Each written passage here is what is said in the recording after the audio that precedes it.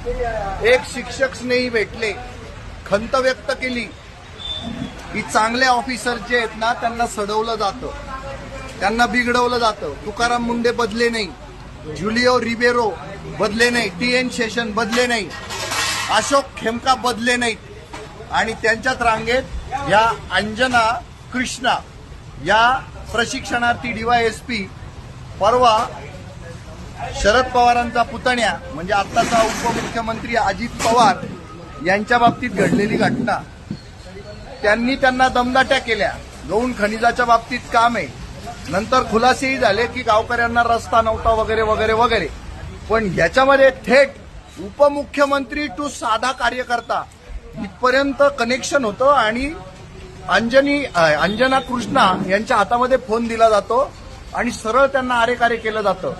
त्यानंतर त्याच्यामध्ये तिथे जेवढे लोक उपस्थित असतात त्या लोकांना म्हणजे तलाठी, तहसीलदार त्यांना बदडून काढलं जातं.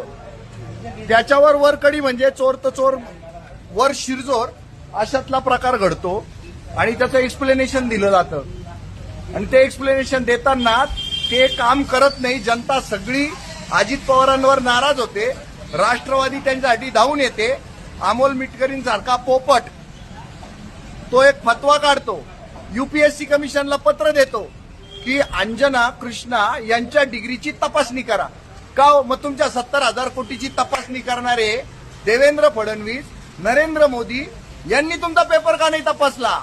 तो जर तपासला असताना सगळा गाशा गुंडाळून घरी राहावं लागलं असतं. तुम्ही आता या सरकारमध्ये ना सहभागी होऊन तुमचा पक्ष सुद्धा वाचवला आहे हे सगळ्यांच्या लक्षात आलंय. काका, पुतण्या आणि बहीण सगळ्यांनी मिळून तो वाचवलाय. लोकांच्या लक्षात येत आहे लोक बोळ्यानी दूध पित नाही हे लक्षात घ्या. मांजरांनी कितीही डोळे